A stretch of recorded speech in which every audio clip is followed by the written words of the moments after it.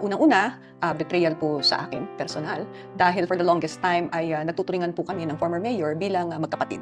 Pangalawa po, betrayal po sa aming partido, sa kadahilanan po na hindi naman po kaila sa lahat ng kanyang pagsasalita, sa kahit ano pong mga pagkakataon, ay lagi niyang sinasabi na hindi na po siya babalik sa lungsod ng Maynila. Lalong-lalo na po nung tumakbo siya bilang presidente. At bago po siya umalis ng City Hall, ay kinausap pa po niya kami ni Vice Mayor Yul Servo na pinagbilin po niyang Maynila at sinabi niya sa gedli-gedli na lang daw siya, retired na siya, at plano niyang magturo. Betrayal po sa mga taga Maynila dahil ilang beses na po niya kaming iniwan. Kapag nagsisik po siya ng higher office, ginagawa po niyang pinaka-plataforma ang lungsod ng Maynila. Tapos po, bigla niya pong iiwan. Tapos po, na akala ko ay concern niya dahil pinagbili niya po ang halos lahat ng mga department heads niya noon na sana po ay akin pong i-retain na makasama ko po ulit.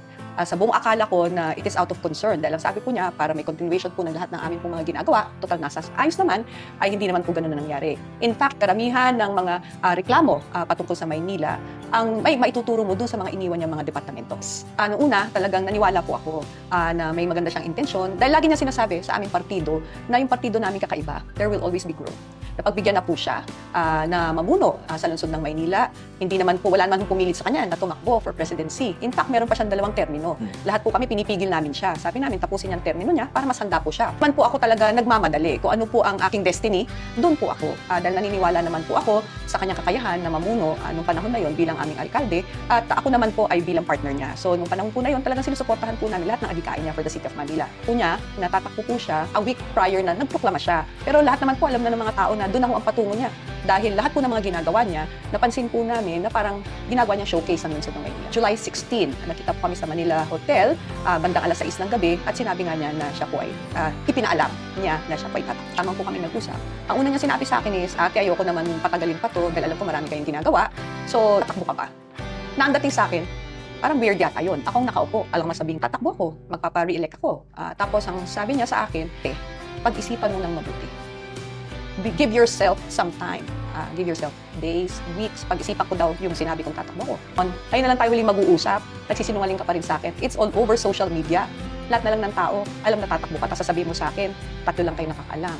After that, magsimula na siyang magsabi na ako, ate ko, alam mo lang ang sakit na nararamdaman ko sa mga kasamahan natin. Meron kang galit o may issue ka sa mga kasamahan natin. Hindi dapat silang labanan mo, hindi ako.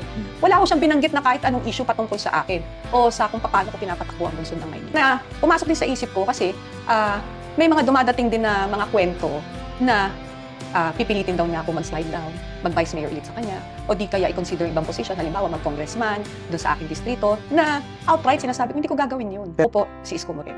Ganito na lang, para wala na yung burden sa ating dalawa, tatakbo ako bilang mayor, hindi ako magbaback out. Ang sagot niya sa akin, ganun ba ate? Good luck. Tapos sabi ko sa kanya, good luck din po sa inyo.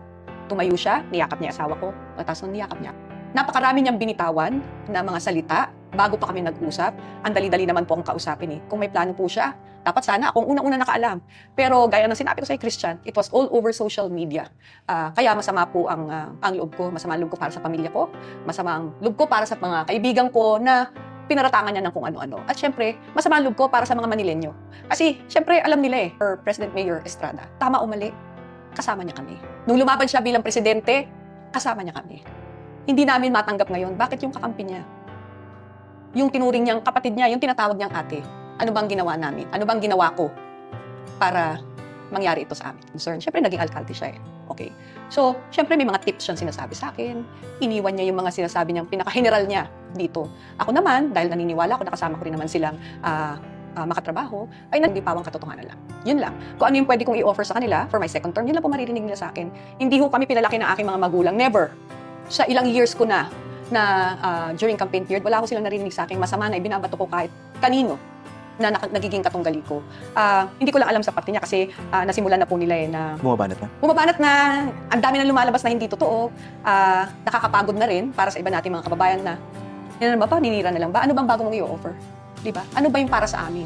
Ano ba yung aasahan namin sa'yo? Puro paninira na lang ba maririnig namin? Kunyang sinabi o binitawang salita na lahat hindi totoo. Lagi niyang sinasabi, ito lagi niyang binibitawan. Ang laway ko nasasangla. Pag sinabi ko, totoo. Nasangla ba yung laway niya?